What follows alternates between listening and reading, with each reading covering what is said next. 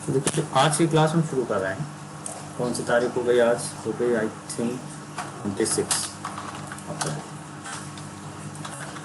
आज हम शुरू करेंगे while loop and for loop. ठीक है, इन दो लूप स्टेटमेंट को आज हम कवर करने के मूड में हैं, क्योंकि हमने डू वाइल स्टेटमेंट कवर कर लिया है और हमने पहले दिन कहा था कि लूप सारा कुछ मैं डू वाइल पे सिखा दूंगा, केवल इम्प्लीमेंटेशन या सिर्फ एग्जांपल या सिंटैक्स थोड़े से अलग होंगे सभी के, जो हम धीरे धीरे बता देंगे। तो आज वाइल लूप और फॉर लूप दोनों को समझ लेते हैं। ठीक है, सबसे पहले शुरू करते हैं वाइल लूप। ये वाइल स्टेटमेंट बोलते हैं, वाइल स्टेटमेंट। सो इस पर समझिएगा, this is also a loop statement like do while. ठीक है, डू वाइल जैसा ही स्टेटमेंट है। कौन सा? While statement. The syntax is also, the syntax and working is also much similar to the do statement, या उसे हम डू वाइल स्टेटमेंट कहते हैं। डू वाइल स्टेटमेंट में हमने देखा था इनिशियलाइजेशन करते हैं, देन डू लिखते हैं, देन उसकी बॉडी बनाते हैं लूप की, मुझे क्या रिपीट करना है और कब तक रिपीट करना है, इसके लिए काउंटर या कंडीशन लगा देते हैं। सेम ऐसा ही कुछ वाइल लूप में करते हैं, लेकिन डिफरेंस क्या है वो समझिएगा। केवल एक लाइन का डिफरेंस है। Only the difference is that while is an entry control loop. ठीक है, ध्यान से सुनिएगा इस बात को।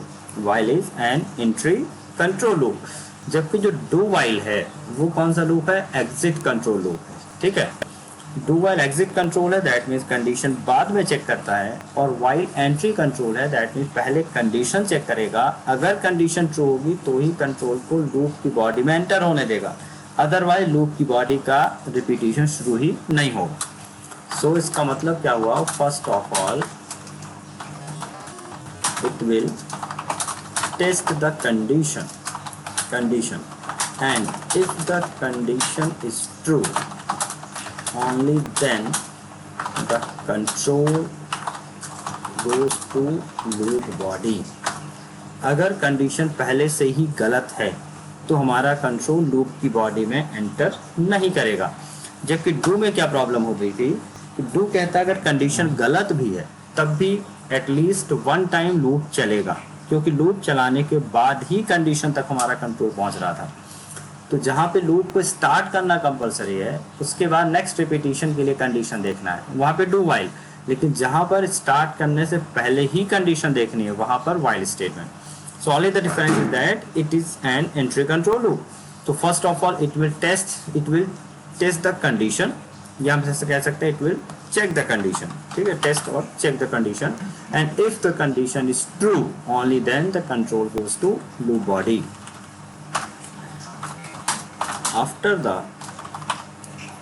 after executing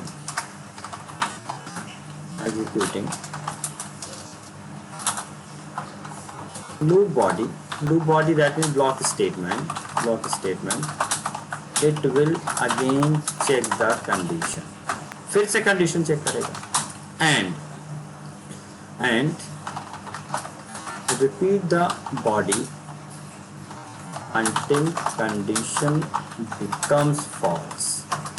ठीक है, तो फिर से क्या करेगा? चेक करेगा, और तब तक यही काम करता चला जाएगा जब तक कंडीशन फॉल्स नहीं हो जाती। देखिए कुछ इस तरह से काम करेगा। वर्किंग समझने के लिए हमने इसको थोड़ा सा व्हाइट बोर्ड ओपन किया।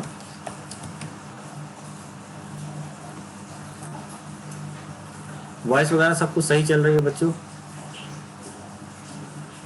स्क्रीन वगैरह सब शेयर हो रही है ना?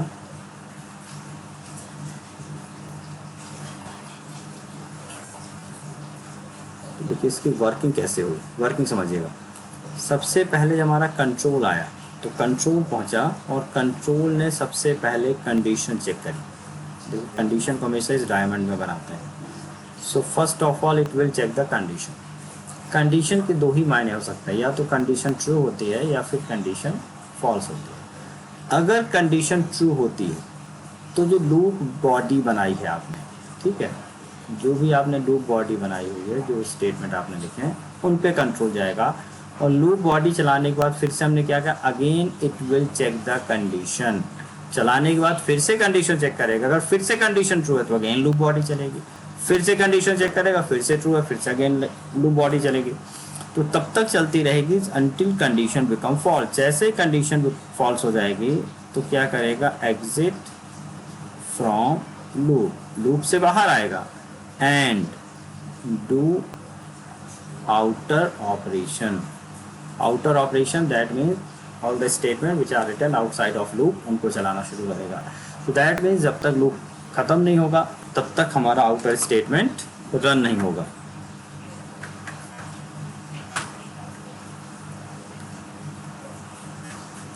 ठीक है, तो वाइल की वर्किंग समझ में आ गई। वाइल क्या कहता है, सबसे पहले कंडीशन चेक करो, अगर कंडीशन ट्रू है देन लूप बॉडी स्टार्ट करो और फिर से कंडीशन चेक करो। तब तक यही काम बार बार करते चले जाओ जब तक हमारी कंडीशन ट्रू बनी हुई है। और अगर फॉल्स हो गई तो आपको लूप वाली बॉडी को नहीं चलाना। यही काम डू भी कर रहा था, लेकिन डू में देखिए किस तरह से था, सबसे पहले लूप बॉडी थी, पहले एक बार चला रहा था, चलाने के बाद कंडीशन चेक कर रहा था। समझिएगा, लूप क्या क्या कर रहा था, डू पहले एक बार चला रहा था, ये बॉडी हो गई, स्टेटमेंट हो गए, और चलाने के बाद कंडीशन, अगर कंडीशन ट्रू है तो दोबारा चला रहा था, और अगर कंडीशन फॉल्स हो रही थी, ये हो गई ट्रू ये फॉल्स, तो हो रहा था एग्जिट फ्रॉम लूप। इसमें और इसमें देखिए अगर अंतर क्या है, ये हो गया डू और ये कौन सा है, वाइल। ये आज पढ़ रहे हैं अपन वाइल, ये डू वाइल था। वाइल क्या था देख, नहीं देखिए यहाँ पे पहले क्या आ रही, कंडीशन आ रही देन स्टेटमेंट आ रहा है। तो एंट्री कंट्रोल, ये हो गया एंट्री कंट्रोल और ये कहलाता है एग्जिट कंट्रोल। अगर कंडीशन गलत है तो भी एक बार चलाएगा, जब ये कहता है अगर कंडीशन पहली बार गलत है तो सीधे कहाँ चला जाएगा, एग्जिट फ्रॉम लूप, इधर जाएगा ही नहीं। अब इसका देखते हैं सिंटैक्स कैसा होता है। अगर इसका हम सिंटैक्स की बात करें तो हम यहाँ पर पहले करेंगे काउंटर इनिशियलाइजेशन, मतलब वही सेट करना काउंटर को, काउंटर सेट किया और जहां पर हम डू लिख रहे थे, डू ना लिखकर सीधे वाइल, और यहीं पर हम क्या लिख देंगे, कंडीशन। कंडीशन देखिएगा सेमीकोलन नहीं लगाना है, कंडीशन के आगे यहाँ पर सेमीकोलन नहीं लगाना है। जबकि अगर हम बात करें पिछले वाले पे तो हम वहाँ नीचे वाइल लिखते थे सेमीकोलन के साथ, तो यहाँ पे कोई सेमीकोलन नहीं लगाना, सेमीकोलन नहीं लगाया। अब यहाँ पे क्या लिखना है, यहाँ पर आपके स्टेटमेंट आएंगे, ब्लॉक स्टेटमेंट। ब्लॉक स्टेटमेंट में दैट मीन जिन्हें आपको बार बार चलाना है वो स्टेटमेंट, और यहाँ पे अपडेशन ऑफ काउंटर, जो भी आपने वेरिएबल लिया होगा उसे प्लस माइनस जो करना है करेंगे। नीचे अलग से कोई वाइल लिखने की जरूरत नहीं है। तो देखिए सिर्फ डू हटाकर हमें नीचे जो वाइल लिख रहे थे वहाँ पे कंडीशन के लिए डू वाइल पे, वही वाइल उठा के ऊपर लिख दिया। अब पहले कंडीशन चेक करेगा उसके बाद ही लूप को शुरू करेगा। तो फॉर एग्जांपल, अगर एग्जांपल पहले सिंपल, वही है तरीका, पहले सिंपल एग्जांपल कॉन्सेप्ट के लिए, फिर हम आगे उसका एक्चुअल एग्जांपल देखें कहाँ जरूरत पड़ती है। सो हमने यहाँ पे शुरू किया, देखिए हमने मेन नहीं बना, डायरेक्ट बना दिया। हमने इंटीजर आई इक्वल टू दिया 1 और हमने लिख दिया while i less than equal to 10। जब तक आई की वैल्यू 10 से छोटी है तब तक क्या करो, प्रिंटफ कराते जाना है %d/n। एक मिनट, %d/n, इसको प्रिंट करा दिया हमने भाई, आई को प्रिंट करा दिया।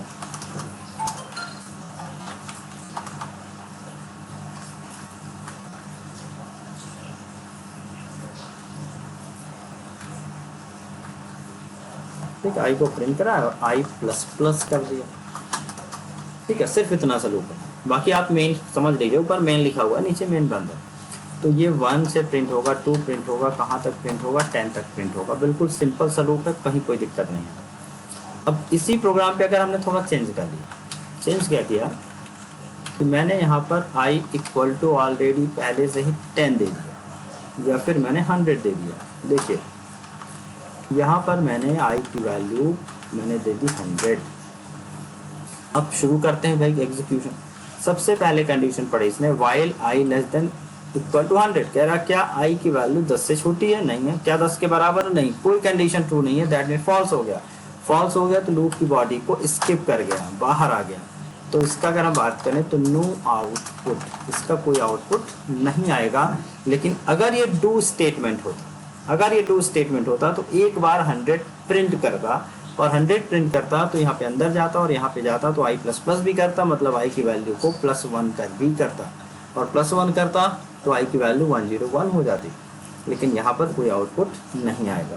सो while statement will only will execute the loop body or loop statement or block statement only when the condition is true. So अगर एक भी बार कंडीशन ट्रू है, पहली बार भी कंडीशन ट्रू है तो चलेगा, अगर पहली बार कंडीशन गलत है तो नहीं चलेगा। ठीक है। सो सारे प्रोग्राम हम while से बना सकते हैं जो हमने do से बनाए थे। कुछ एग्जांपल ऐसे हैं जहां पर आपको do का ही यूज करना होगा, जैसे पिछले एग्जांपल हमने जस्ट लास्ट क्लास का जो हमने पढ़ाया था, जहाँ पर आपको हमने चॉइस पूछी थी, पहले एक बार चलाओ फिर यूजर से प्रेस कराओ, प्रेस वाई फॉर कंटिन्यू। अब वहां पे ऐसा था भाई पहली बार तो चलाना ही है, उसके बाद दोबारा के लिए पूछना है, तो वाइल वहां के लिए वाइल नहीं है सही, उस सिचुएशन के लिए डू वाइल बेस्ट है। वाइल सिचुएशन वहां के लिए बेहतरीन है जहां पर हमें कोई कंडीशन प्री डिफाइंड है, इससे यूजर से नहीं लेना मुझे, हमने कोई कंडीशन बता दी और उस जैसे हमने कहा किसी नंबर को रिवर्स करो, तो नंबर रिवर्स करने का प्रोग्राम हम देखते हैं आगे। तो यहाँ पर हमने क्या किया, अगर 2 डिजिट का नंबर है तो उसको एक बार 10 से डिवाइड करो, मॉड्यूल निकालो, 3 डिजिट का तो यही काम 2 या 3 बार करो, 4 डिजिट का तो करते जाओ, लेकिन नंबर अगर पहले से ही 1 डिजिट का है तो लूप लगाने की कोई ज़रूरत नहीं है। तो यहाँ पर पहले चेक करना है देन शुरू करना है। तो अब आगे देखते हैं, पहले एक एग्जाम्पल और देख लेते हैं, कोड ब्लॉकिंग देखते हैं। देखिए टेबल का प्रोग्राम अगर हम बात करें, टेबल का प्रोग्राम हमने बनाया था, तो टेबल का प्रोग्राम यहाँ भी बना लेते हैं, table of number. So input any number and print it's multiplication table. So integer हमने ले लिया ए बी एंड टी, या ए ले लिया, आई ले लिया, और टेबल के लिए टी ले लिया। नंबर एक ही बार इनपुट कराना है, तो हमने सिंगल टाइम लिखा enter any number, enter any number, scanner %t and address of table. अब देखिए नंबर प्रिंट कराना है, नंबर का टेबल। सो देखिए सेट किया काउंटर, हमने i इक्वल टू शुरू किया 1 से, वही 10 टाइम लूप चलेगा, तो while i less than equal to 10। तो नॉर्मल प्रोग्राम बनाएंगे तो ज़्यादा घबराने की बात नहीं, बिल्कुल वैसे ही बनेगा सिंपल। i को 1 से सेट किया, जब तक i की वैल्यू 10 तक नहीं हो जाती तब तक table equal to a into i कर लिया। नंबर हमारा a में है इंटू आई, तो i पहली बार 1 था तो a into 1, then i plus plus कर देंगे तो a into 2, then i into 3, ये होता जाएगा। और यहाँ प्रिंट भी करते चले जाओ पहले, %d into %d equal to %d, पहली बार a की value into multiplied by i की वैल्यू दिखानी है, और फिर दिखाना answer t and i plus plus के। अलग से नीचे कुछ बंद करने की जरूरत है नहीं, मेन फंक्शन होगा, तो इसके ऊपर हमने देखा सिर्फ यहाँ पे इंटीजर मेन बना लिया। देखिए अगर इंटीजर मेन आपने बनाया है, अगर आप भूले नहीं फिर एक बार याद दिला दें, अगर हम यहाँ नहीं भी लिखे समझ लीजिएगा रिटर्न 0 लिखा रहता है अगर इंट में आपने बनाया हुआ है तो। इस प्रोग्राम को हम सीधे ले जाएंगे कोड ब्लॉक पे, एग्जीक्यूट करके देखते हैं।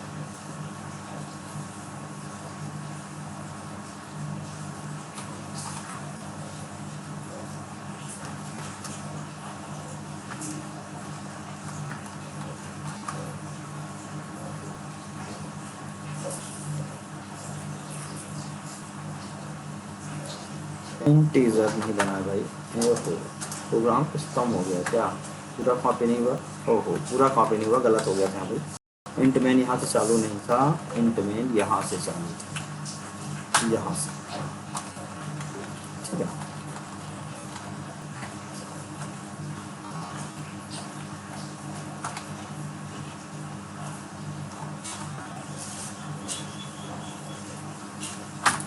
अब इसे रन करते हैं।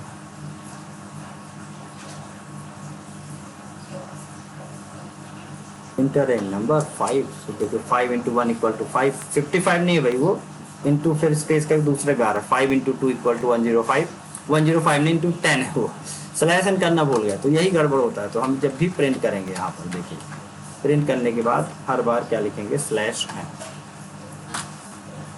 ठीक है। अब हम फिर से रन कर लें, देखिए 5 का टेबल आ रहा, 5 into 1 equal to 5, 5 into 2 equal to 10, 5 equal to 15, ये पूरा आ रहा। सो आपका टास्क क्या है कि जो एग्जांपल हमने प्रीवियसली किए हुए डू से, इनको वाइल से करिए, फिर कुछ एडिशनल एग्जांपल तो मैं करा ही रहा हूँ। करना आपको, राइट ऑल द, ये कह सकते हो rewrite all the programs using while loop whatever we have done using do while statement। ये वाला काम आपको करना है ताकि आप वो पिछले कॉन्सेप्ट आपको और बेहतरीन हो जाए, सिंटैक्स वगैरह सब कुछ याद हो जाए। चलिए अब आगे देखते हैं कुछ नए एग्जांपल्स। अब नए एग्जांपल हम देखते हैं। सबसे पहला काम, find the sum of the digits of a number of any number. देखिए ये प्रोग्राम हम पहले कर चुके थे। हमने एक दिन बीच में क्लास लेकर एक कॉन्सेप्ट समझाया था आपको, और वो कॉन्सेप्ट आई थिंक आपको याद होगा जिन बच्चों ने क्लास ली थी। कॉन्सेप्ट क्या था? कॉन्सेप्ट ये था कि अगर मेरे पास कोई डबल डिजिट का नंबर है और इसके डिजिट को सम करना, मतलब 2 + 5 या हम कह सकते हैं 5 + 2 कर देना है, ठीक है। डबल डिजिट का नंबर है, फिर n = का ट्रिपल डिजिट का नंबर है, तो इसका मतलब है इन नंबर्स को आपस में जोड़ देना है, 3 + 2 + 1। ये कॉन्सेप्ट हमने सीखा था एक दिन, और इसके लिए हमने क्या ट्रिक बताई थी, अगर किसी भी नंबर को mod 10 कर दें तो उसकी जो यूनिट प्लेस की डिजिट है, यूनिट प्लेस की डिजिट वो निकाल के मिल जाती है। भाई देखिए अब यहाँ पर a और b नहीं कि आप a + b करेंगे, आपके पास a = समथिंग लिखा हुआ है, मान लीजिए 12 लिखा, किसी ने कहा कि आप b में इन दोनों डिजिट का सम निकालिए। अब ये नहीं पता कि उसके अंदर डिजिट क्या है भाई, क्योंकि यूजर इनपुट करेगा, तो जो भी डिजिट है उसको अलग अलग करना होगा।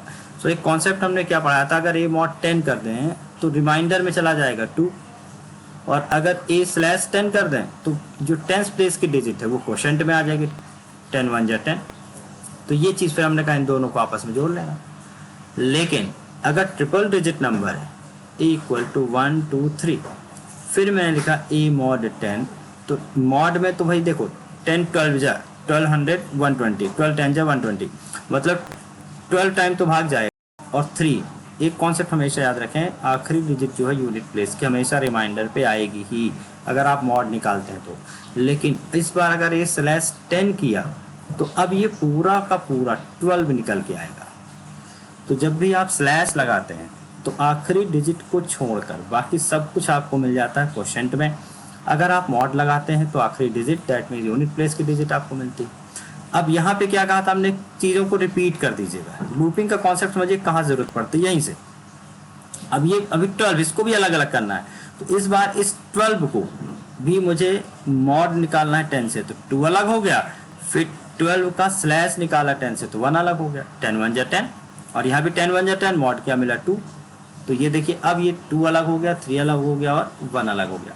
अगर ये 4 डिजिट का नंबर होता तो पहली बार मुझे a/10 करना होता तो 4 मिलता, और फिर a/10 करते तो 1 2 3 मिलता।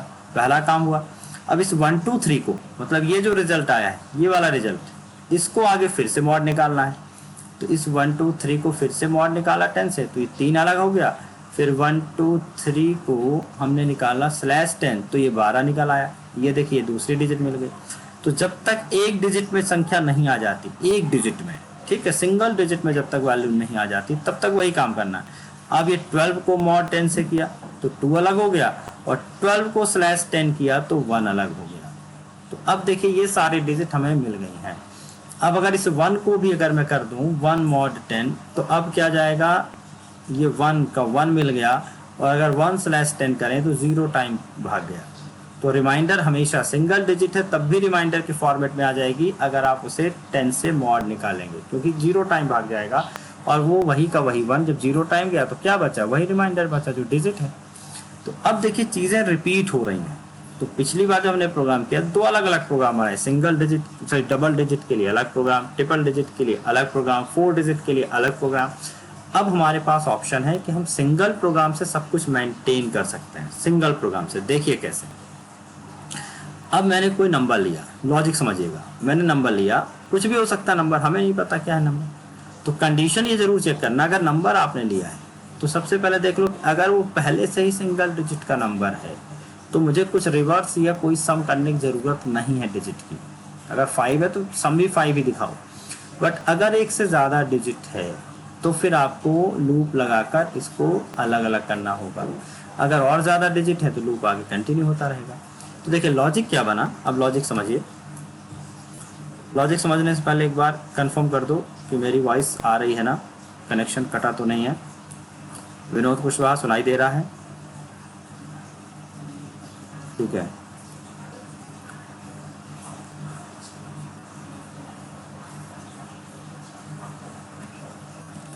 देखिए हमने क्या लॉजिक लगाया, हमने माना कि ए इक्वल टू कोई ना कोई नंबर आप देने वाले हैं, ठीक है, और हमें इस नंबर में सम निकालना है। तो हमने सम के लिए कुछ दिन कॉन्सेप्ट पढ़ाया था, integer sum equal to by default 0 ले लेना, क्योंकि उसी में डिजिट का सम जोड़ते जाएंगे, जो भी डिजिट हमारी आखिरी निकलेगी उसको इस सम में जोड़ते जाएंगे।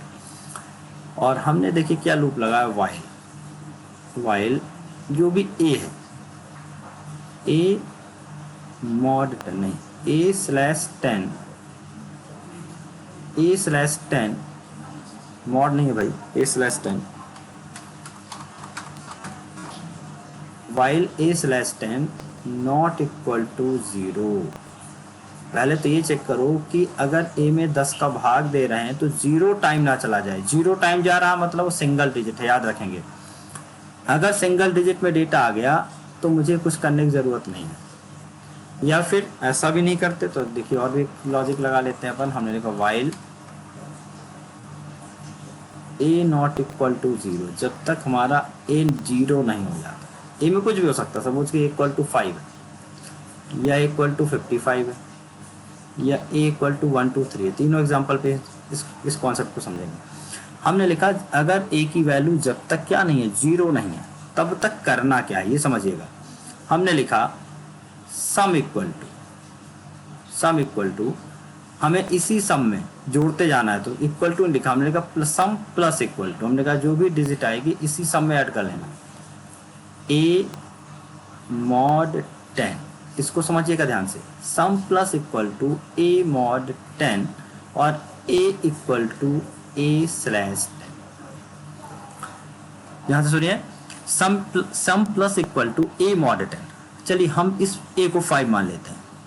a में क्या 5, तो 5 मॉड 10 किया। जब भी किसी भी डिजिट में हम 10 से मॉड निकालेंगे, यूनिट प्लेस की डिजिट हमेशा मिलेगी, तो यहाँ पे 0 टाइम भाग जाएगा और रिमाइंडर क्या मिलेगा 5। तो ये बना sum plus equal to 5, sum plus equal to 5। Sum में पहले से 0 है, सम में 5 ऐड हो गया। अब यहाँ पर क्या किया इसने, a equal to a/10, a में क्या था 5/10। अब यहाँ स्लैश लगा हुआ है, दैट मीन्स क्वोशेंट, ये ले जाएगा भाग, और 5 में 10 का भाग जाएगा 0 टाइम, तो a में आ जाएगा 0। a में क्या आ जाएगा 0। तो क्वोशेंट में a में 0 तब आएगा जब ये सिंगल डिजिट में बचेगा डेटा, क्योंकि a में 0 आ गया। देखिए क्या लिखा था मैंने, जब तक 0 नहीं है तब तक चला, और a में 0 आ गया, एक ही बार में 0 आ गया, तो अगली बार ये लूप नहीं चला। और अगर मैंने सम को प्रिंट किया तो यहाँ पे 5 मिला, केस नंबर 1। केस नंबर 2 देखते हैं, अगर मेरे पास 55, फिर से इसी एग्जाम्पल को समझते हैं। a not equal to 0, a में 55 है। इस बार क्या किया उसने, सम प्लस इक्वल टू, सम में जोड़ेगा a मॉड 10। अब देखिए 55 मॉड 10, तो यहाँ भी 5, आखिरी वाले रिमाइंडर बचा। और फिर हमने लिखा a equal to a/10, a में 55 था, 55/10 किया, तो ये वाला 5 नहीं, 10 5 जब 5, जो भागफल मिला वो 5 मिला। ठीक है, मतलब यूनिट प्लेस के अलावा जो टेंस प्लेस की डिजिट थी, अब 55 जगह इसको 65 कर लीजिए, चलिए ताकि कंफ्यूजन ना हो, ये 65 हो गया। तो ये हमें मिला 65 डिवाइडेड बाई 10, तो 10 6 जा 60, तो ये 6 मिल गया, मतलब टेंस प्लेस की डिजिट मुझे a में मिल गई। तो सम में तो 5 आ गया भाई, लेकिन अभी a में 6 आ गया। अब देखा उसने अगेन, क्या a 0 हुआ, नहीं हुआ, अभी भी 0 नहीं हुआ, तो अगली बार फिर से यही प्रोसेस रिपीट करेगा, सेम टू सेम। तो अगली बार उसने किया सम प्लस इक्वल टू, अब a में याद रखिएगा 55 65 नहीं है, a में 6 आ चुका है, a में क्या आ चुका, 6 आ चुका है, क्योंकि अभी ये पिछली बार हुआ था। अब उस 6 को मॉड करेगा 10 से, तो वही का वही 6 रिमाइंडर वाला आ गया। तो सम में ऑलरेडी 5 तो था ही, तो 5 प्लस इक्वल टू 6 हो गया, 5 प्लस 6 क्या गया 11। और अब यहाँ पर a में वापस उसने क्या रखा, a/10, 6 डिवाइडेड बाई 10, 10 0 जा 0, क्योंकि भाग तो जाएगा नहीं, और जैसे ही इक्वल टू 0 हुआ हमारा लूप हो गया खत्म, क्योंकि हमने कंडीशन में क्या लिखा, जब तक ये 0 नहीं होगा। तो इस बार जो सम की वैल्यू आई वाई 11, देखिए 65 था तो 6 + 5 11। दूसरा केस भी हमारा सही रहा। अगर ट्रिपल डिजिट नंबर तो यही काम करेगा। देखिए फिर से पहली बार मॉड किया तो 3 निकला, और इस ए में यहाँ पे 12 आ गया। ठीक है, इस ए में क्या आ गया, 12। अगली बार देखा, अरे ये तो 0 नहीं है, नहीं तो इस 12 का फिर से मॉड निकाला तो 2 निकल गया अलग, 2 निकल गया अलग। और जब स्लैश निकाला तो 1 आ गया ए में, अभी भी 1 0 नहीं हुआ। तो फिर इस 1 का उसने मॉड निकाला 10 से, तो 10 से मॉड निकाला तो ये 1 फिर अलग हो गया। यहाँ पे 3 था, यहाँ प्लस भी होता जाएगा। अगली बार उसी में 2 प्लस हो गया, फिर उसी में 3 1 प्लस हो गया। और फिर उसने जब 1 को स्लैश 10 निकाला तो 0 टाइम भाग गया, और ये वापस से 0 हुआ तो लूप हो गया बंद। तो 3 + 2 + 1 मतलब 6 आ जाएगा यहाँ पे। तो सम इक्वल टू क्या आ जाएगा, 6। तो कोई भी नंबर हो, कितना भी बड़ा नंबर हो, मतलब जो भी इसकी रेंज में, इंटीजर की रेंज में, उतने नंबर पे ये एक ही प्रोग्राम काफ़ी है जो डिजिट को क्या करेगा, सम कर देगा। तो जब भी आपको सम ऑफ डिजिट निकालना है तो अब हम वाइल लूप का यूज़ करेंगे। ठीक है, वाइल लूप अगर पहले से इक्वल टू 0 दे दिया है तो पहले से लूप चलाने की कोई ज़रूरत ही नहीं है, इसको छोड़ देगा। देखिए यहाँ वाइल लूप का कॉन्सेप्ट समझ लीजिएगा, एक भी बार नहीं करना। अगर किसी व्यक्ति ने इनपुट एनी नंबर पूछा और हम उसने पहले ही 0 इनपुट किया तो क्या लूप लगाना, भाई नहीं लगाना, क्योंकि जब 0 तो क्यों करेंगे लूप शुरू। तो ये वाइल लूप है। अगर कंडीशन ऑलरेडी पहले से ही फॉल्स है तो यहाँ पर इस लूप को नहीं चलाएगा, सीधे बाहर चला जाएगा और सम इक्वल टू 0 दिखा देगा। तो इसको देखिए, यही प्रोग्राम अब बना रहे हैं जो भी हमने समझाया आपको। हमने बनाया इंटीजर मेन रिटर्न 0, नंबर लिया इंटीजर ए ले लिया, एंड सम इक्वल टू लिखा हमने 0, सम इक्वल टू लिखा 0।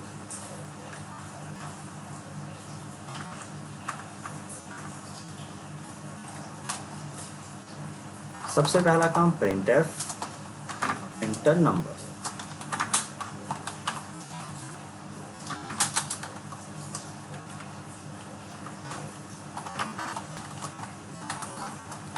ये हो गया हमारे पास नंबर। क्या कंडीशन लगाई, जब तक ए की वैल्यू 0 नहीं हो जाती, जब तक ए की वैल्यू 0 नहीं हो जाती तब तक आपको सम में ऐड करते जाना। तो sum plus equal to a mod 10। ठीक है, ए मॉड 10। अब देखिए अगर मैं नीचे वाला नहीं लिखूँ ना, a equal to a slash 10, अगर मैं नीचे नहीं लिखूंगा, आप कोई पूछेगा sir a equal to a slash 10 क्यों लिखा, हर बार अपन मॉड निकालते जाए तो प्रॉब्लम क्या है। देखिए अगर मैंने कोई नंबर 1 2 3 ले लिया 1 2 3 ए इक्वल टू, तो इसने ए मॉड 10 निकाला 3 निकला, फिर से ए मॉड 10 निकालेगा फिर से 3 निकलेगा, फिर ए मॉड 10 निकालेगा फिर से 3 निकलेगा। तो हर बार मॉड में यही वैल्यू निकलती रहेगी। तो ये जरूरी है कि जितनी बार लूप चले उस अगली बार इस 3 को भूल जाए हमारा कॉन्सेप्ट। यहाँ पे इस 12 में से मॉड निकाले, अगली बार इस 2 निकल गया तो 1 में से निकाले। तो इस नंबर को रिड्यूस करते जाना है, इसलिए a/10 लिखा है ताकि a की वैल्यू रिड्यूस होती जाए। और जब भी किसी नंबर को हम स्लैश से डिवाइड करते हैं, 10 से डिवाइड करेंगे, तो आखिरी डिजिट को छोड़कर बाकी जो बचता है वो हमें एज अ क्वोशंट प्राप्त हो जाता है। तो कि 1 2 3 था तो 3 को हटा के क्या बचेगा 12। अगली बार जब 12 आया तो 2 को हटा के बचेगा 1। अगली बार जब 1 आया तो 1 को हटा के बचेगा 0। और जैसे ही 0 बचा हमारा प्रोग्राम हो गया फिनिश। तो यहाँ पर हमने यही प्रोग्राम बनाया ए मॉड, और लास्ट में हमने लिख दिया। अब यहाँ पर कुछ बच्चों की डाउट आएगा, सर आपने कहीं इक्वल टू प्लस प्लस तो किया नहीं, माइनस माइनस तो किया नहीं। भाई देखिए ये अपडेशन का काम है। ये जो लाइन लिखी हुई है ना, ये वाली लाइन, यही अपडेशन है। ये लाइन हमें ऐसा अपडेशन मतलब ये नहीं कि हमेशा प्लस प्लस या माइनस माइनस, ए की वैल्यू चेंज होनी चाहिए। असाइनमेंट नहीं किया, कुछ बच्चों को डाउट आएगा सर ए इक्वल टू कुछ दिया ही नहीं। अरे भाई ए इक्वल टू दिया तो है, यूजर दे रहा है। हमने कहा जो यूजर दे रहा है वहीं से शुरू कर लो। कहाँ तक जाना, जब तक ए की वैल्यू 0 नहीं हो जाती। और करना क्या है, प्लस प्लस नहीं, ए को करके काम करना है, यही तो काम है। तो अपडेट तो हो ही रही है की वैल्यू, अब प्लस से नहीं हो रही बल्कि /10 से हो रही है। अपडेट तो अभी भी हो रही है की वैल्यू, बट प्लस प्लस नहीं हो रही बल्कि उसमें उसको 10 से डिवाइड करके ले जा रहा है। कहाँ तक ले जाएगा, जब तक ये हमारी 0 नहीं हो जाएगी। सब काम जब फिनिश हो जाएगा तब यहाँ पर प्रिंट कर देना है printf sum equal to %d, and हमने प्रिंट कर दिया सम को। ठीक है, चलिए इसको रन कर लेते हैं।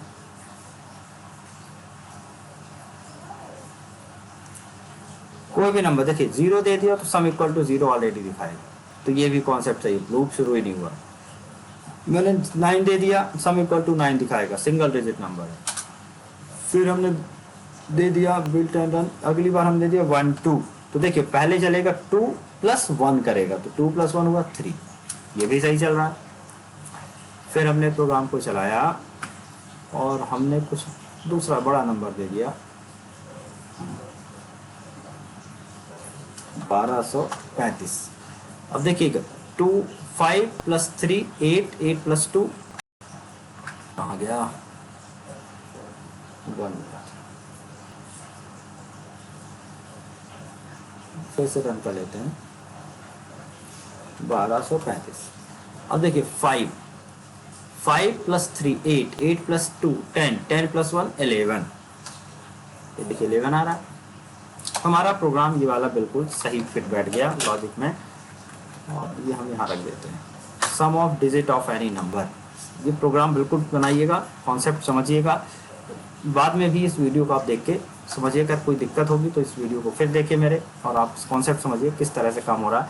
कहीं भी कोई दिक्कत आए ना, तो सबसे बेहतरीन काम क्या रहता है कि डिजिट लेके दिमाग में चलो, कोड समझना है, कोड समझ में नहीं आ रहा कि ऐसे काम हो रहा है, तो हमेशा वैल्यू एज्यूम कर लो कि चलो हमने इक्वल टू लिया होगा, फिर कैसे चला होगा। तो जैसे जैसे आप वैल्यू एज्यूम करके स्टेप बढ़ाते जाओगे ना, अपने आप लूप दिमाग में क्लियर होता चला जाएगा।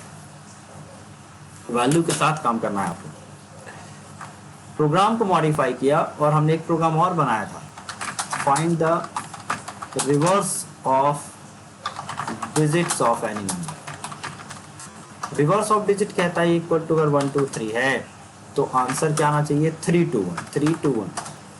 ठीक है, ये कॉन्सेप्ट भी मैंने समझाया हुआ है एक दिन क्लास में, 2 डिजिट 3 डिजिट के लिए क्या कॉन्सेप्ट समझाया था मैंने कि यही काम जो आप सम कर रहे थे बिल्कुल काम वैसे ही हो रहा, 3 + 2 + 1, लेकिन 3 + 2 + 1 मर्ज होकर 1 हो रहा है।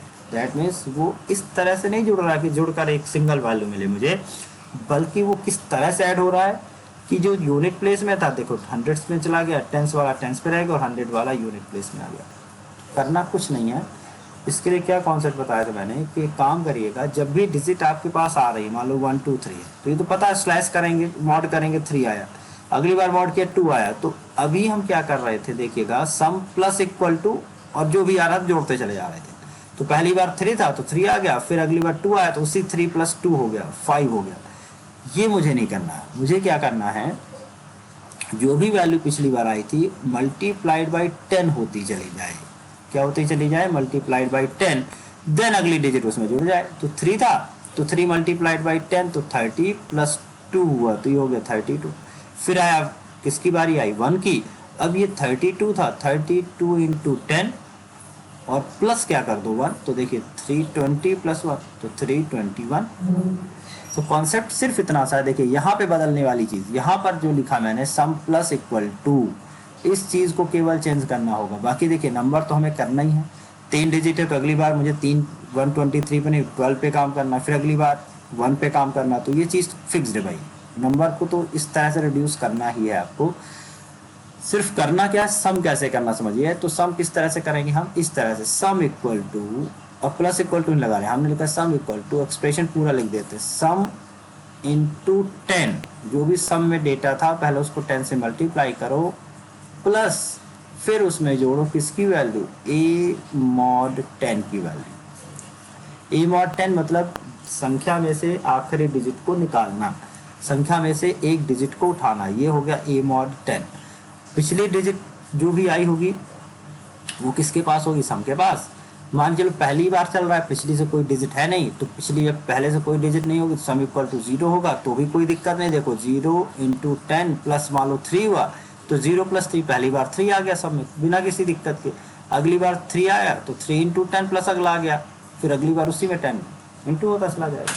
तो ये कॉन्सेप्ट है, इसी को हम यहाँ पे सेट कर लेते हैं। देखिए तो हमने क्या किया, इस प्रोग्राम में ही बढ़ा लेते हैं हम, यहाँ पे एक रिवर्स इक्वल टू 0 ले लेते हैं, सम ना लेकर, मैंने एक सम तो है ही है, मैंने एक फंक्शन और ले लूँ, एक वेरिएबल और ले लिया रिवर्स। तो इस कॉन्सेप्ट को कोई चेंज नहीं किया, हमने यहाँ पे लिखा रिवर्स इक्वल टू सम को ही मान लीजिए रिवर्स, हमने नाम चेंज कर लिया। तो रिवर्स इंटू क्या कहा मैंने, 10 करो, देन a mod 10 कर लो। तो सम वाला ही कॉन्सेप्ट है, बस हमें जो भी डेटा इसमें पहले से है उसको पहले 10 से मल्टीप्लाई करना है, देन उसे प्लस करना है। जबकि सम में मुझे कुछ मल्टीप्लाई नहीं करना, डायरेक्टली सम कर लेना। सम लिखने का एक तरीका और भी है, यहाँ पे देखिए सम प्लस ना समझ में आ रहा हो, sum equal to sum plus भी लिख सकते हैं। ये देखो बात वही है, वो शॉर्ट हैंड ऑपरेटर था कि पूरा लिख दिया मैंने। Sum equal to sum plus, जो भी सम में ऑलरेडी डेटा है उसे में जोड़ते जाओ अगली वाली डिजिट को, फिर सम में जो डेटा है उसमें अगली वाली डिजिट को जोड़ो और वापस उस सम के डेटा को अपडेट कर लो, पुरानी वैल्यू हटाकर नई वैल्यू रख लो। यही नाम बदल के मैंने इसको रिवर्स ले लिया। जो भी डेटा है उसमें पहले 10 से मल्टीप्लाई करो, देन उसको आप उसमें अगली डिजिट का एडिशन करो। अब यहाँ पर हमने लिखा /n reverse equal to %d RE, दोनों ताकि रिजल्ट आपके सामने आए। और हमने इस प्रोग्राम को किया है, क्योंकि मैंने दिया 135, तो 5 3 8 और 1 9, सम तो आएगा 9, लेकिन रिवर्स आएगा 531। ठीक है, सम आ गया 9 और रिवर्स आ गया 531। ठीक है, दिख रहा ना ये? तो ये डिजिट देखिए और ये देखिए, दोनों पे आपको समझ में आ गया होगा कि किस तरह से हम काम कर रहे हैं। यहाँ पर देखिए वाइल लूप का प्रयोग किया गया है, वाइल लूप से हमने बनाया इसे। तो इस तरह के जो भी प्रोग्राम होंगे आपको उनमें वाइल लूप लगाना है। और इन प्रोग्राम में ध्यान क्या रखना है कि अगर मेरे पास कभी भी सिंगल नंबर के अंदर डिजिट पे काम करना है तो मुझे लूप इसी तरह से लगेगा, डिजिट में से पहले डिजिट को अलग करना होगा, नंबर में से अलग करने के लिए मॉड एंड स्लैश का काम रहेगा। ठीक है, स्लैश अपडेट करने के लिए स्लैश और सिंगल डिजिट निकालने के लिए मॉड का काम रहेगा। अब कुछ प्रोग्राम हम यहाँ भी दे देते हैं आपको, ताकि ये समझ में आए कि लूप के अंदर कंडीशंस वगैरह कैसे लगानी है, कैसे करना है काम, वो देखिए। जैसे मैंने लिखा input any number and find the biggest digit of the number. मान लीजिए A इक्वल टू हमें दिया 1215, 215, तो आंसर आना चाहिए बिगेस्ट डिजिट इक्वल टू 5। मुझे नंबर में से सबसे बड़ी डिजिट पता लगानी है कौन सी है। तो भाई यहाँ भी देखो, पहले मुझे नंबर में से एक एक डिजिट अलग करनी है, फिर उन डिजिट को एक दूसरे से कंपेयर करना है। जब तक हम कंपेयर नहीं करेंगे तब तक पता नहीं चलेगा कौन सी डिजिट बड़ी है। तो कंपेयर कैसे करना है डिजिट में, हमने सिंपल इफ जब पढ़ाया था तो 3 नंबर को कंपेयर करना, 2 नंबर को कंपेयर करना सिखाया था। अब आपको उस लॉजिक को उठाकर लूप के अंदर सेट करना है, ये खुद से करना है भाई आपको, इस पर मैं कोई हेल्प नहीं करूँगा, मैं इसका केवल आंसर अगली क्लास में पूछूंगा। दूसरा क्वेश्चन दिया input any number and count how many digits are present in number. मतलब अगर इक्वल टू हमें 213 दे दिया तो हाँ दिखाएगा टोटल डिजिट्स इक्वल टू 3। ठीक है, अगर इक्वल टू हमने दे दिया 12 तो यहाँ पे दिखाएगा टोटल डिजिट इक्वल टू 2। ये प्रोग्राम आपको करना है, ये भी आपको ही करना है, सिर्फ लॉजिक सोचिएगा। अगली क्लास में जिन बच्चों से बन जाएगा वो मुझे बताएंगे ज़रूर, कुछ try do it your self के लिए दे रहा हूँ मैं। ठीक है, ये वाले क्वेश्चन आपको फाइल भेज दूंगा, यहाँ से पढ़ लेना कौन कौन से क्वेश्चन दिए मैंने, लिख भी देता हूँ। Try it your self.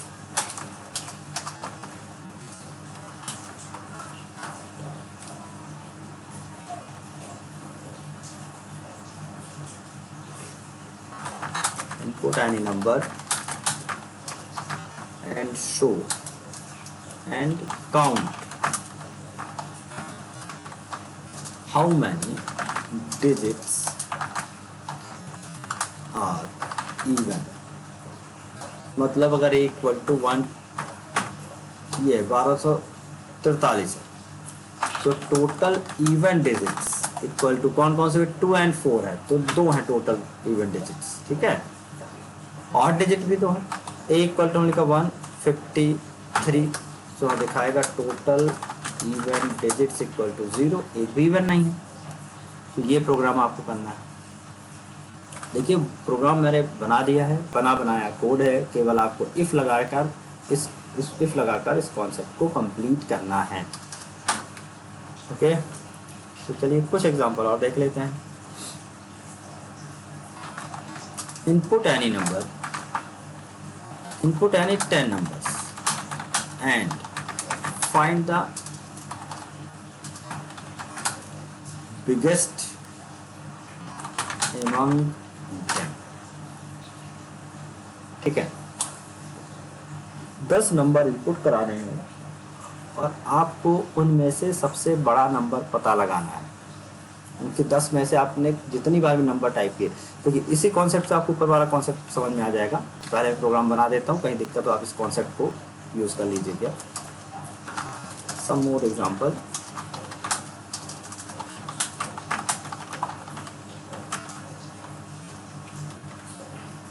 इसका सॉल्यूशन देखिए।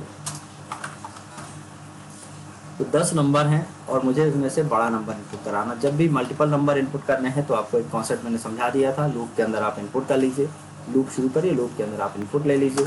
लेकिन अगर आप लूप के अंदर इनपुट ले रहे हैं तो इस चीज़ को ध्यान रखना होगा कि जितनी बार हम इनपुट लेंगे पिछले नंबर हमारे गायब होते चले जाएंगे। जैसे हमने कहा i = 1 while i < 10, तब तक क्या करना, आप वही मल्टीपल नंबर इनपुट करें, इसलिए इनपुट इस बार लूप के अंदर एंटर नंबर। अगर सिंगल नंबर इनपुट कराना है तो लूप के बाहर, तो हम लिखा scanf %d एड्रेस ऑफ, हमने ले लिया 1। अब देखिए इस प्रोग्राम को अगर मैं रन कर लूँ यहीं से, कुछ भी अभी मैंने कोई कोड नहीं किया है, केवल ये बताने के लिए कि अगर इस प्रोग्राम को रन कर रहे हैं तो ये प्रोग्राम 10 बार चलेगा और कहेगा एंटर नंबर। मैंने पहला नंबर दिया, फिर कहेगा एंटर नंबर, दूसरा, तीसरा, चौथा, 5वां, 6वां, 7वां, 8वां, 9वां और ये 10वां। अब जाके तो अभी एक बार और ये देखिए गड़बड़ हो गया, क्योंकि हमने लगता है लूप में काउंटर को इंक्रीमेंट तो किया ही नहीं। ये देखिए i++ हमने नहीं किया, जब तक i++ नहीं करेंगे तब तक i हमेशा क्या रहेगा 1, और हमेशा ही कंडीशन रहेगी ट्रू, हमेशा ही i 10 से छोटा रहेगा अगर i नहीं बढ़ाएंगे तो लूप इनफाइनाइट चलता चला जाएगा।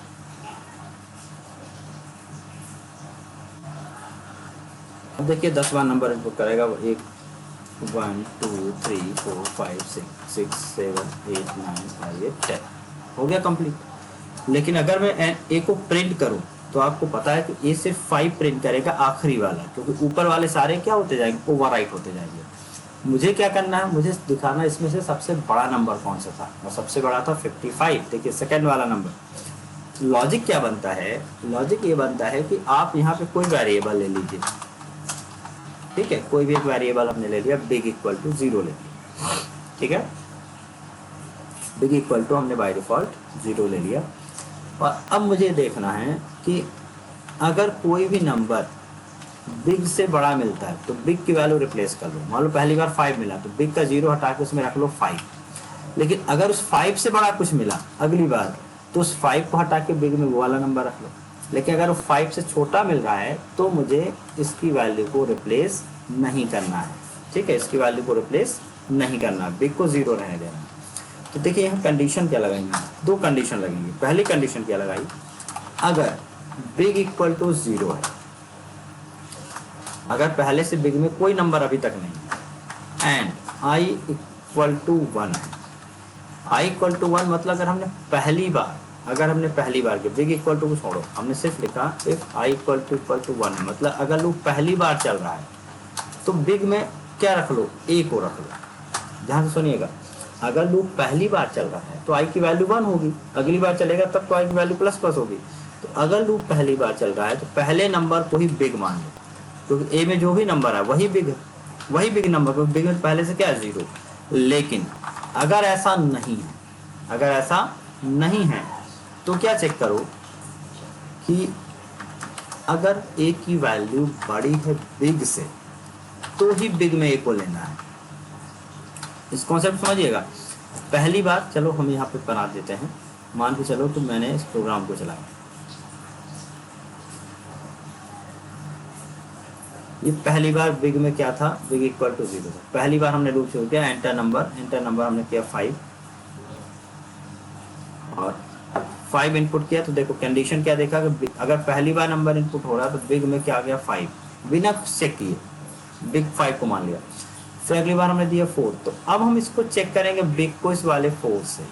अगर बिग का जो नंबर है इस वाले अगले वाले नंबर से बड़ा है तो कुछ नहीं करना, लेकिन अगर ये नंबर बड़ा हो गया तो बिग में 5 को हटाओ, क्योंकि बिग में तो बड़ा नंबर चाहिए, तो यहाँ कुछ नहीं हुआ। लेकिन हमने लिखा 10, जैसे ही 10 आया तो बिग में 5 को हटाकर क्या रख लो, 10 रख लो। फिर आगे आया 6, कुछ नहीं किया। फिर आया 7, कुछ नहीं किया। लेकिन सपोज क्या आया 50, तो इस बिग में 10 को हटा के क्या करो 50, क्योंकि 10 से बड़ा मिल गया 50। फिर आगे आया 16, 20, 25 और प्रोग्राम खत्म हो गया।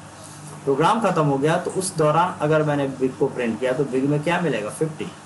तो कंडीशन ये कह रहा है कि पहली बार तो जो नंबर आ रहा वही बिग में रख लो, लेकिन अगली बार नंबर को कंपेयर करके देखो, अगर उस बिग से बड़ा मिल रहा है, बिग मतलब पहले वाले से, पहली बार पहले वाले से देखेंगे बड़ा मिल रहा है तो उसको रख लो।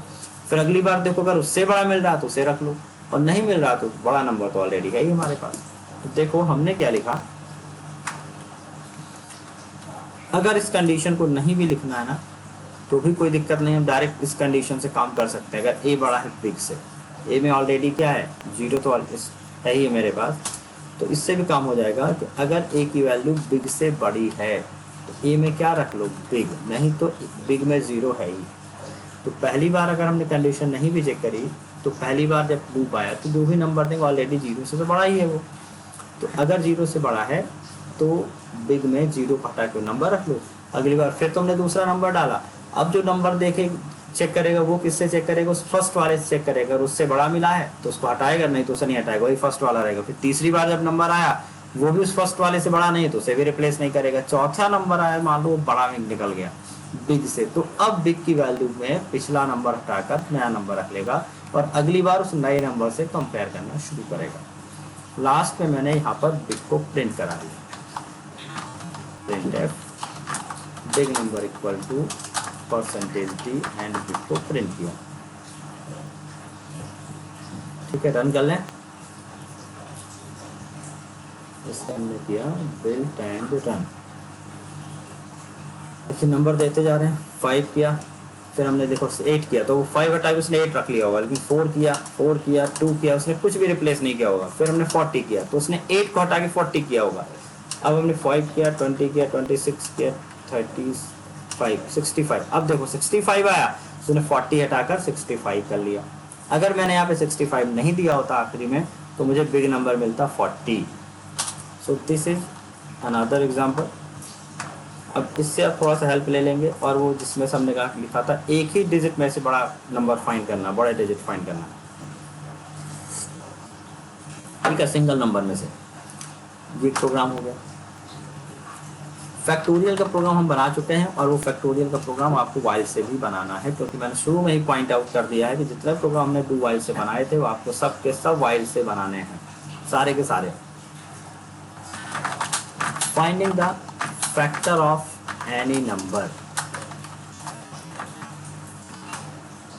ठीक है, factors of any number. Factor समझते हैं ना, सपोज कीजिए मैंने कहा 8, तो 8 के फैक्टर कौन कौन से? 1 हुआ जो उसको डिवाइड कर रहा है, 2 हुआ, देन 4 हुआ, एंड देन खुद 8 हुआ। तो 1 एंड और वो नंबर खुद, ये 2 फैक्टर तो हर नंबर के होते ही हैं, ठीक है। उससे ज़्यादा फैक्टर मुझे देखना है तो मुझे डिवाइड कर करके देखना है। और डिवाइड करके कैसे देखना भाई? डिवाइड करके ऐसे देखना है कि जो भी नंबर हमने लिया है उसको 1 से सब डिवाइड होते हैं, 2 से डिवाइड करो उसे, 3 से डिवाइड करो उसे, 4 से डिवाइड करके देखो उसे, और जिस नंबर में डिवाइड करने के बाद रिमाइंडर 0 आ रहा है वो उसका फैक्टर है। भाई 8 है, 2 से डिवाइड हुआ, क्योंकि 0 रिमाइंडर हमेशा याद रखें, जब भी आप डिविजिबिलिटी चेक करेंगे ना तो आप रिमाइंडर को पकड़ेंगे, ना कि स्लैश को, क्वोशिएंट को नहीं पकड़ना है, ये गलती कभी नहीं करेंगे आप। तो रिमाइंडर को देखकर ही पता चलता है कि कोई भी नंबर डिविजिबल है या नहीं है। तो हमने 1 से डिवाइड किया, हो नहीं है तो 1 को छोड़ दो, 2 से किया हो गया, रिमाइंडर 0 आया, 3 से किया रिमाइंडर 0 नहीं आया, 4 से किया फिर रिमाइंडर 0 आया तो 4 को प्रिंट कर लिया, 5 से किया रिमाइंडर 0 नहीं, 6 से किया नहीं, 7 से किया नहीं, 8 से किया तो वापस से आ गया। किसी भी नंबर को 1 से लेकर, या 1 छोड़ भी दो, नहीं छोड़ो या नहीं छोड़ो कोई फर्क नहीं पड़ता, 1 से लेकर उस नंबर तक के सारे नंबर से डिवाइड करके एक बार देख लो।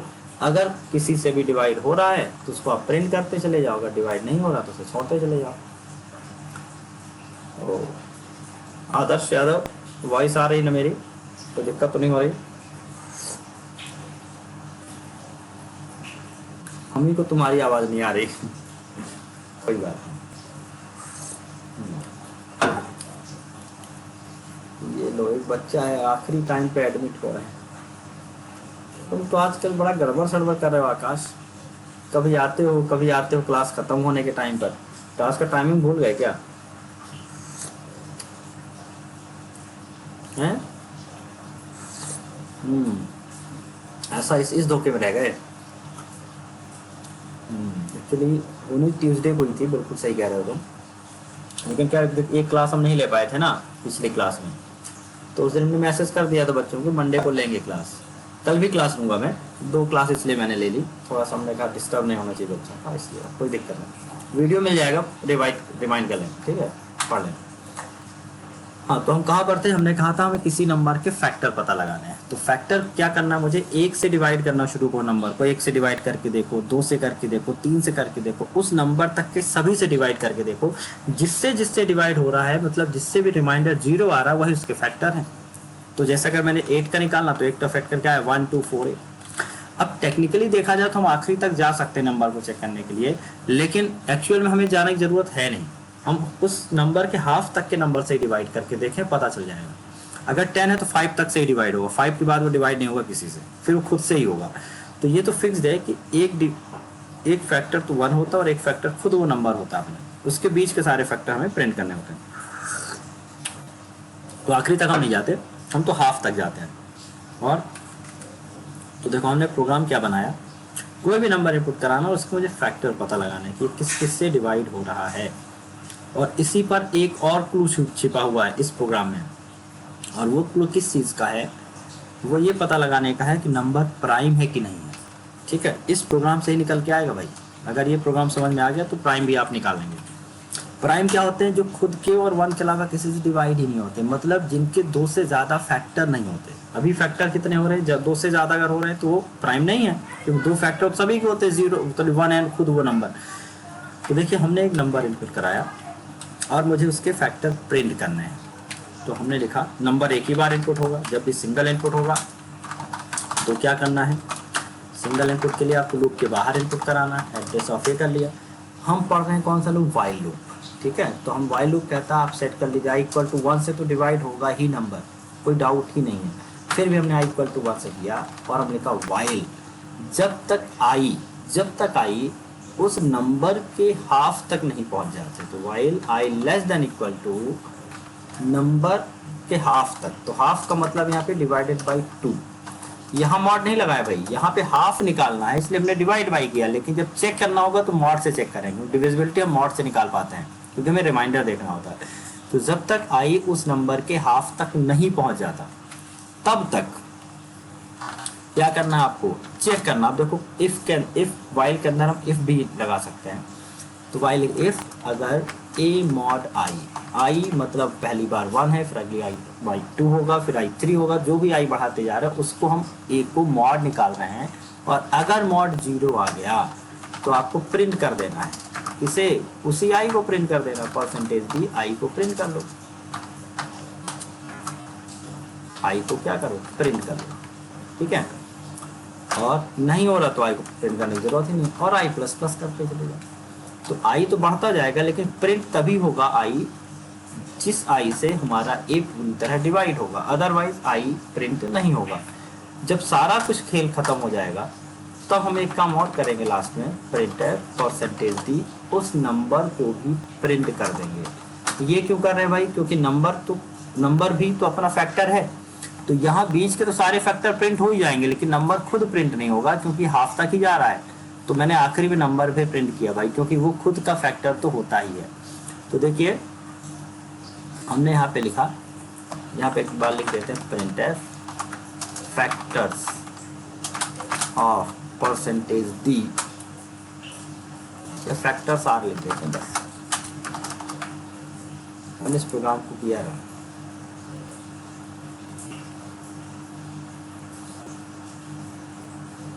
चलिए 8 किया, फैक्टर था 1 2 4 और आखिरी वाला 8 हमने अलग से प्रिंट करा था, इसीलिए ये वाला 8 आया, ठीक है ना। चलिए दूसरी बार हमने रन किया, हमने दे दिया 9, तो 9 के फैक्टर देखो 1 आएगा, 3 आएगा और खुद 9 आएगा, तो 1 3 और 9 आ गया। अगली बार कोई ऐसा नंबर देते हैं जो प्राइम है, जैसे 11, तो भी इसके दो फैक्टर होंगे, एक तो 1 और एक 11, एक 1 और एक 11। तो अभी हमने केवल ये देखा कौन कौन से फैक्टर हैं, प्राइम का कॉन्सेप्ट अब हम बता रहे हैं, इसी कॉन्सेप्ट में छुपा हुआ था। तो ये तो हो गया फैक्टर प्रिंट करना, और इसी से हम धीरे से एक प्रोग्राम डिराइव करते हैं प्राइम वाला। Input any number and check it is prime और नॉट प्राइम। भाई प्राइम कौन से होते हैं? द नंबर विच है ओनली 2 फैक्टर्स, ठीक है, 1 एंड सेल्फ, जिसमें 2 ही फैक्टर हो रहे हैं वो प्राइम है, अदरवाइज प्राइम नहीं है। तो हमें क्या करना है, पिछले ही प्रोग्राम को उठाना है और इस बार मुझे उसके फैक्टर प्रिंट नहीं करना है, 1 है 2 है 5 कौन कौन से फैक्टर, बल्कि मुझे फैक्टर को गिनना है, और गिनने के बाद लास्ट में ये देखना है कि क्या उसके फैक्टर 2 से ज्यादा तो नहीं हुए, ठीक है, 2 फैक्टर तो रहते ही हैं। या फिर थोड़ा सा ट्रिकी बना लेते हैं, हम उसे 1 से डिवाइड ही नहीं करते, हम 1 को छोड़ते 2 से शुरू करते हैं, 1 तो रहते ही है, खुद भी रहता है, तो 1 को छोड़ दो, 2 से देखो उस नंबर के हाफ तक से, उस नंबर के हाफ तक से, और ये चेक करो कि एक भी फैक्टर नहीं मिला, ठीक है। या तो 1 से लेके उस नंबर तक देखो तो कम से कम 2 से ज्यादा फैक्टर नहीं मिलने चाहिए, क्योंकि एक तो 1 रहेगा, एक खुद नंबर रहेगा। या फिर और हम यही चेक कर सकते हैं, स्टार्ट फ्रॉम 2, 1 तो छोड़ दीजिए, एंड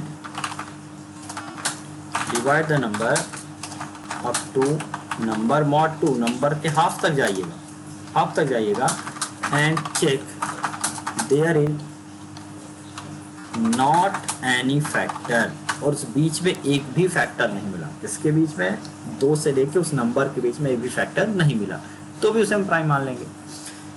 तो चलिए हमने इस प्रोग्राम को बनाया, प्रोग्राम यही था, इस बार i इक्वल टू हमने 1 से नहीं 2 से शुरू किया, कहाँ तक जाना था, i लेस देन ए की हाफ तक जाना था, और यहाँ पर हमें नंबर या i को या फैक्टर को प्रिंट नहीं करना, मुझे तो चेक करना है। तो देखिए मैंने एक वेरिएबल एक्स्ट्रा लिया यहाँ पर, काउंटर इक्वल टू, काउंट करने के लिए हमने ले लिया काउंट इक्वल टू, ये काउंटर इक्वल टू हमने ले लिया 0, काउंटर क्या ले लिया 0।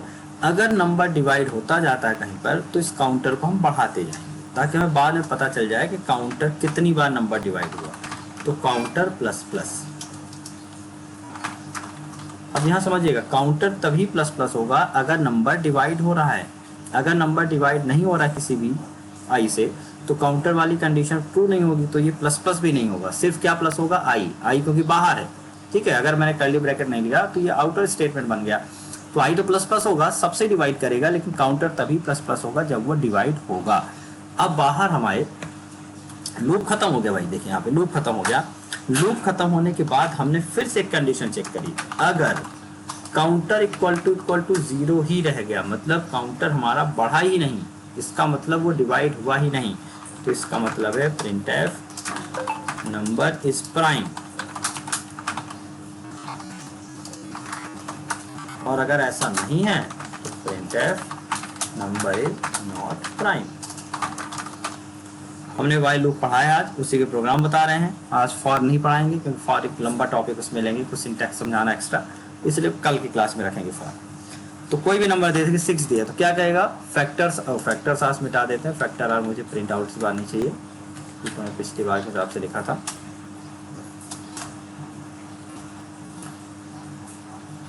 फाइव दिया तो नंबर इज प्राइम, क्योंकि 2 से लेके हाफ तक, 2 तक ही 3 तक, उस बीच में कोई इसका मोड नहीं मिला।